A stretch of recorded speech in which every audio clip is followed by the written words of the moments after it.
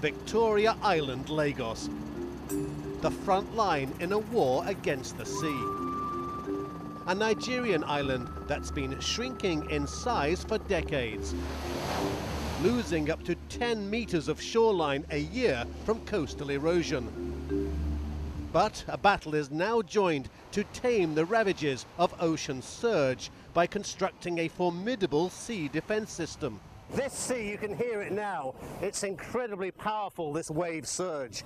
Yeah, these waves have been generated hundreds and hundreds of miles and kilometers away in the middle of the Atlantic Ocean, somewhere between here and Brazil. And they are approaching the coastline and hammering this beach. The first phase is already won. Well, the vision came out of a scary story of disaster. A potential flooding disaster that threatened Lagos, which former Governor Tinubu and his successor Babatunde Fashola tackled head-on with the construction of a new sea wall, completed a year ago. They inspect the new fortification along the famed Bar Beach of Lagos. It contains the powerful ocean surge, protects the city from flooding. We will win this war against the sea. Engineering has provided the opportunity to do it. Knowledge has provided the opportunity to do it. Offshore, gigantic works are underway to build something special for Lagos that will rise from the depths of the sea on a mountain of reclaimed land lost to erosion over the past 100 years. A new city complying with international standards for building, carbon emissions, and all of those environmental challenges that now face us so starkly as a people. Today, it's an invisible city called Eko Atlantic. It lies under some 10 meters or around 30 feet of water off Victoria Island. The densely overpopulated business district of Lagos, where land prices are sky high and availability of land for development is critically low. So officials are trying to improve living and working conditions in the gigantic but creaking city of Lagos as a whole. 15 million people today, exploding to an expected 25 million by 2015, becoming the world's third largest city.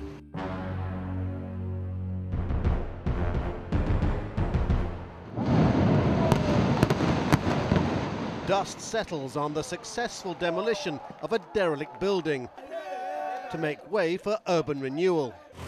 It's planned that the new city will be the absolute opposite of this rush hour mayhem in the heart of Victoria Island, now strangled by dense traffic amid a riot of noise and overheated frustration. In stark contrast, the Eko Atlantic drawing board shows a state-of-the-art city.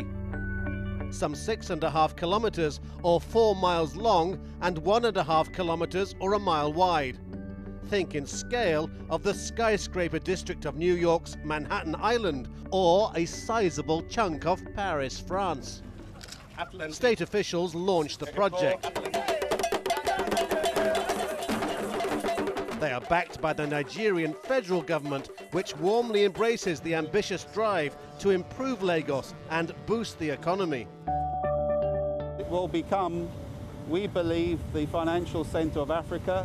It will provide abundant employment for local Nigerians and would really propel the status of Lagos. Chinese vessels work round the clock to pump sand into carefully calibrated locations on the seabed. Site engineers examine the first strip of new land that recently broke surface. We will push back this sea by reclaiming sand. For that purpose, we will construct a very strong sea revetment that this land will be secure for coming centuries. 400,000 people should eventually live and work in Eko Atlantic City and its financial center. 200,000 more could commute. Well, it's huge. It's never been attempted, let alone West Africa, but in Africa as a continent.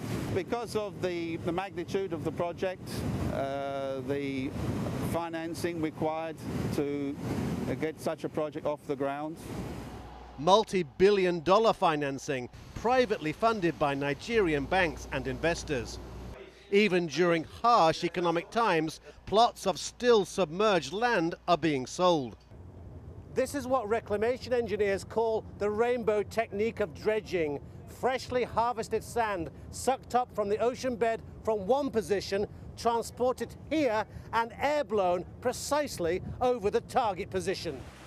Their structural design is put to a series of rigorous tests here in Denmark at one of the world's most advanced proving facilities. Machine-generated waves pound this scale model, simulating a perfect Lagos storm, the worst over a 100-year time span. And a giant three-dimensional mock-up of a section of the sea wall is battered by another man-made Atlantic storm, testing its strength and durability.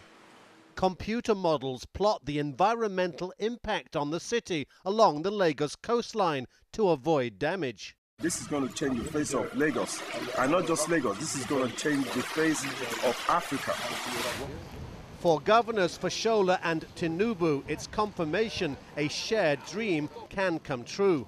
Today, a liability that threatens the entire Victoria land of Lagos has been arrested and is being converted to a great asset of prosperity.